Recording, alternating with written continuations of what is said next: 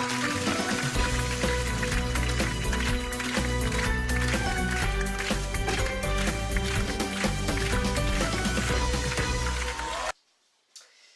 à tous et bienvenue dans le Grand News. Je suis très heureux de vous retrouver en ce vendredi soir. À la une, comment les parrainages sont-ils validés par le Conseil constitutionnel? C'est ce qu'on vous explique dans notre éclairage du soir. Regardez. Comme chaque année d'élection présidentielle, la course à l'Élysée commence par la campagne des parrainages. Les candidats doivent obtenir le soutien d'au moins 500 élus. Mais une fois que le formulaire est signé et envoyé par les élus, qu'est-ce qui se passe? Explication. Il y a d'abord le dépouillement. Les parrainages arrivent ici, au Conseil constitutionnel, uniquement par voie postale. Une fois passé au rayon X, c'est dans cette pièce que le courrier est ouvert et les formulaires de parrainage triés dans des bannettes par candidat.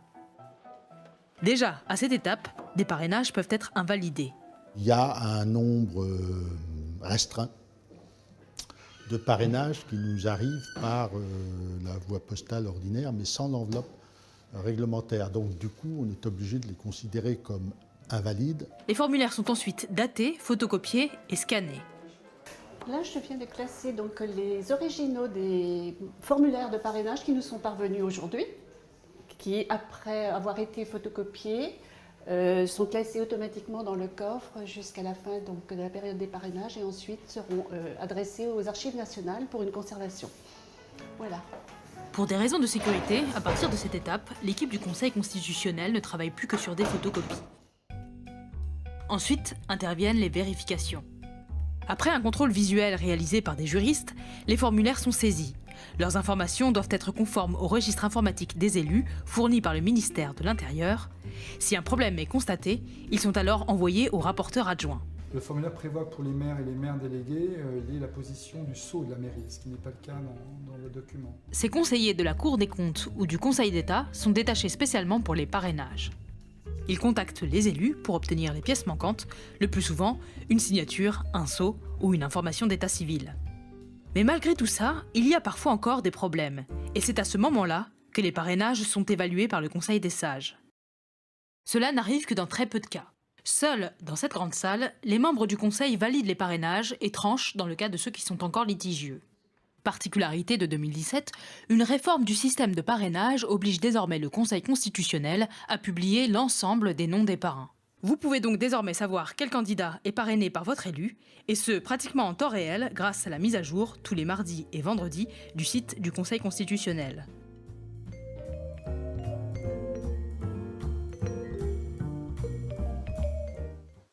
Comment préparer une pizza faite maison?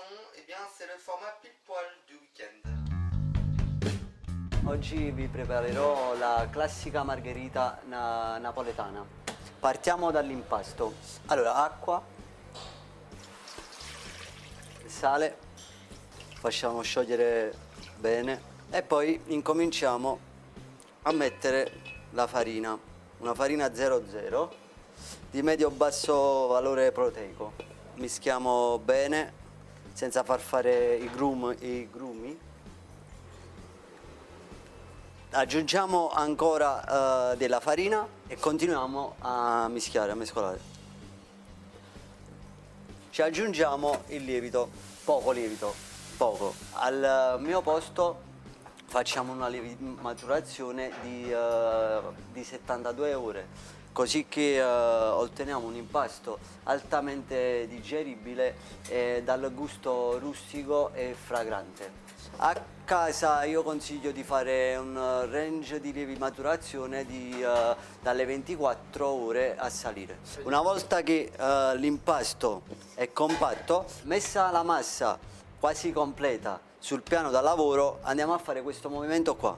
Andiamo a chiudere con forza così.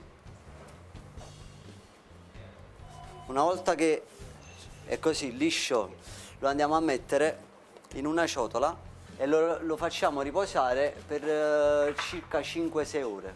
La pasta deve riposare con un panno umido sopra e otteniamo questo risotto da qua. Guardate la pasta omogenea facendo le porzioni, le cosiddette porzioni. Ogni panetto di pizza è di 250 grammi.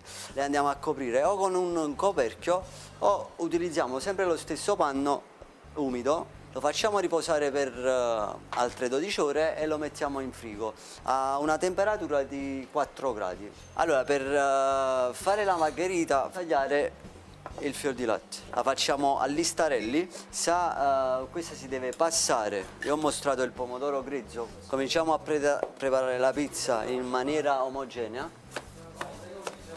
La stendiamo. Andiamo a mettere il pomodoro, andiamo a mettere in maniera omogenea su tutta la superficie della pizza, mettere il basilico dopo il pomodoro e poi mettiamo la nostra mozzarella, sempre in maniera omogenea, poi un filo d'olio extravergine e poi andiamo al forno. Il forno a casa bisogna metterlo al massimo della temperatura. Ed ecco la nostra pizza. Ci mettiamo ancora un filo di olio a crudo, voilà.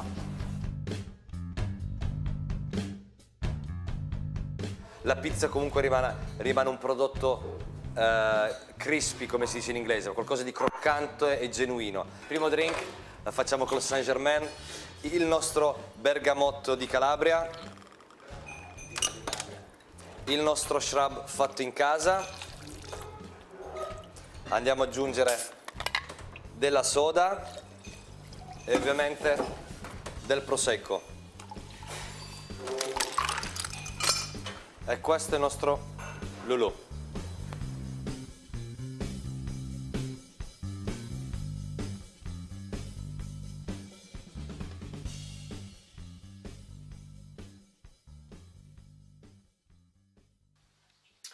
Voilà, et tout de suite on retrouve la presse people de notre ami Joseph Cabri, c'est dans The People.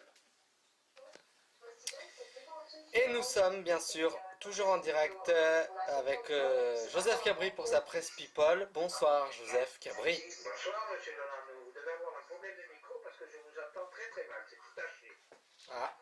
Ah bon? Oui. Donc je vais commencer, j'espère que vous allez bien. Oui, et vous alors? Pardon? Je disais, et vous, ça va? Ah bon, ça va très bien, je vous en remercie.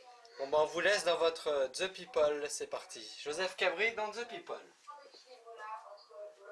Oui, donc nous allons commencer. D'abord, nous allons commencer par dire bonsoir aux auditrices et aux auditeurs. Ça sera déjà bien. Donc, nous commençons par Loana qui a subi une opération, donc c'est-à-dire c'est la même opération que Laurent Hounac pour mincir. Affaire à suivre, on verra si ça avait bien marché pour Laurent Hounac. Donc il n'y a pas de raison pour que ça ne marche pas pour Loana. Enfin, on verra bien par la suite. Le comique et comédien Gad Elmaleh craque pour la journaliste Émilie Bess et désire la rencontrer. Un épisode qui sera donc à suivre pour voir s'il avait tombé amoureux ou pas. Ça peut arriver, hein. Johnny a avoué, à un moment donné, avoir eu peur, car les premiers chimios n'avaient pas tout à fait marché comme il voulait. Au contraire, des métastases s'étaient installées dans l'estomac et dans le foie. Mais depuis quelque temps, il rassure ses fans, car il a refait une autre chimio qui a l'air de mieux fonctionner. Touche pas à mon poste, Baba a fait venir un jeune stagiaire cette semaine en lui demandant quel a été le chroniqueur le plus désagréable. Et il a désigné Mathieu Delormeau en précisant qu'une fois il était en train de regarder une émission ensemble et le jeune discutait de l'émission, comme c'était un stagiaire, donc voilà. Et M. Delormeau se serait retourné envers ce jeune stagiaire en disant: mais écoute-moi bien mon petit, j'ai 20 ans de télé, c'est pas toi qui vas m'apprendre à faire de la télévision. D'un ton un peu, voilà. Mais comme il joue tout son rôle là-dedans, alors on ne sait pas si c'est vrai, si c'est du lard, si c'est du cochon. Enfin, on verra bien. Valérie Damido a été vexée car M6 ne l'a pas invitée pour ses 30 ans. Mais quand on apprend qu'elle va faire une émission sur TF1, on comprend mieux les raisons. La chanteuse Saïm nous revient avec une toute nouvelle coupe. Coupe courte et colorée, une mèche blonde, mais elle a dit plus jamais tout en blonde. Ça c'est terminé.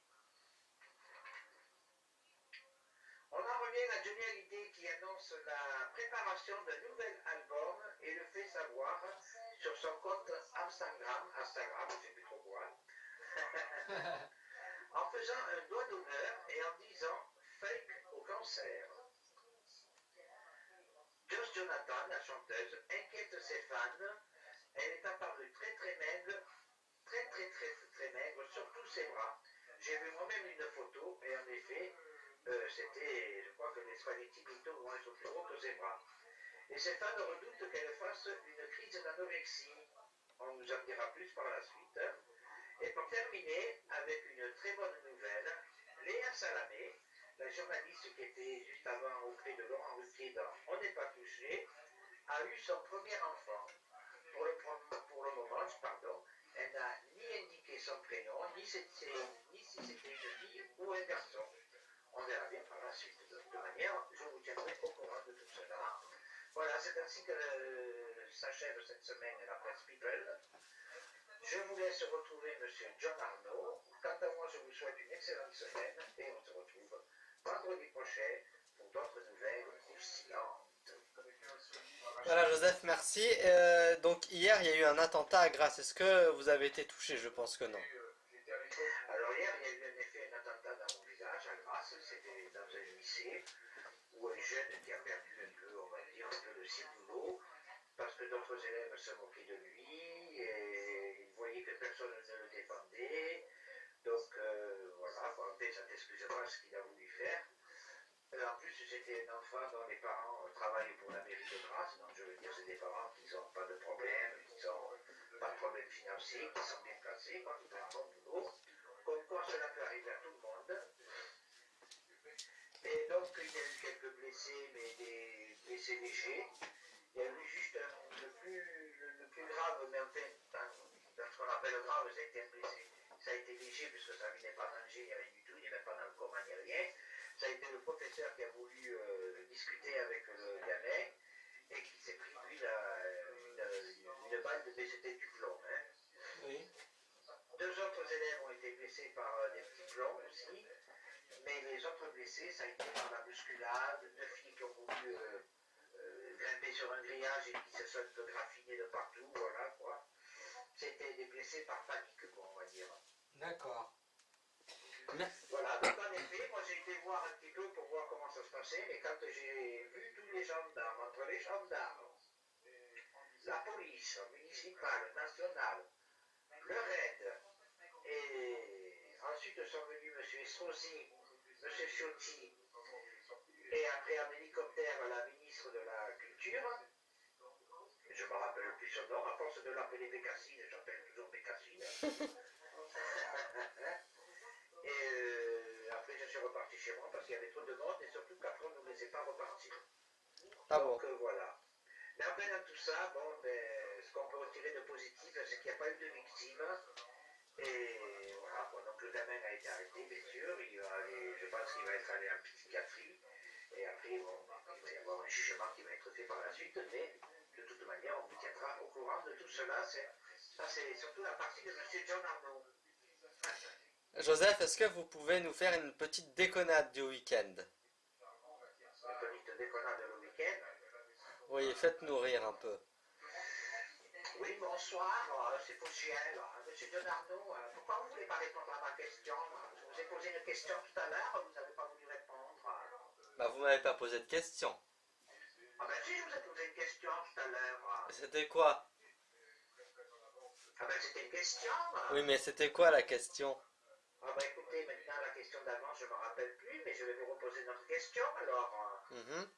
Et vous me répondez? Oui. Bon, d'accord. Monsieur John Arnaud, pourquoi vous vous appelez Monsieur John Arnaud? Je ne répondrai pas à cette question. Pourquoi vous ne voulez pas répondre à ma question? Bah, elle est conne. Ben oui, ben je sais. Mais qu'est-ce que vous foutez là? Moi je suis très intelligent. Vous gagnez des millions à rien branler. Ben vous savez, c'est pas vous qui me les donnez. mais en tout cas, c'est nous qui donnons l'argent à l'État. Bon, écoutez, monsieur Giordano, là, c'est monsieur Godet, le maire de Marseille. Je demande à parler à monsieur Drucker. Oui, il est là. Ah, monsieur Drucker, qu'est-ce que c'est que ce journaliste de pacotille que vous m'avez envoyé? C'est un jeune. Ah, mais quel jeune, dis, moi je veux que des vieux, je veux pas de jeunes. Vous vous rendez compte, je suis quand même le maire de Marseille, monsieur Godet. Bah, allez vous faire voir, hein. Oh, mais comment vous me parlez? Vous allez avoir de mes nouvelles d'ici peu. Non mais dites donc. Bonsoir, Cyril Hanouna. Mes petits potiers. Comment ça va, mes petits potiers? Ça va et vous, Cyril? On peut dire que ça va. Ça va. Est-ce que, Comme ça. est-ce que vous pouvez me passer Germaine? Germaine. Oui, Germaine, la sœur de l'oncle de la tante de la jardinière.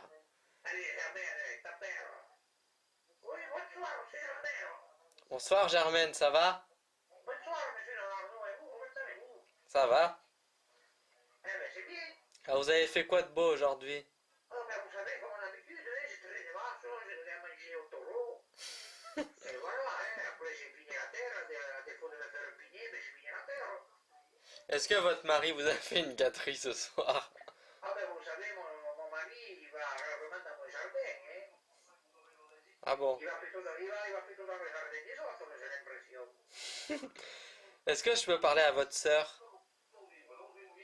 Oui, la terre, je sais. Bah, vous avez combien de sœurs? Eh ben, vous savez, on est quatre sœurs. Bah, c'est quoi leur nom? Eh ben, il y a Germaine, il y a... Mais non, c'est vous, Germaine. Oui, mais je vous dis les quatre prénoms des sœurs. Donc il y a Germaine, moi, bien sûr. Il y a Gertrude, il y a Marie, il y a Huguette. Je veux parler à Gertrude. Ah, Gertrude, oui, Gertrude, ta mère, on fait pas grave, c'est une journaliste de petit jeune. Tu réponds à 2-3 questions, et après tu t'en vas. Hein.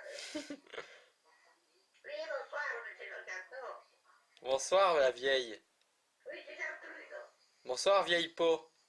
Oui, bonsoir, petit con. Ça va? Oui, ça va et vous? Oui. Vous avez quel âge?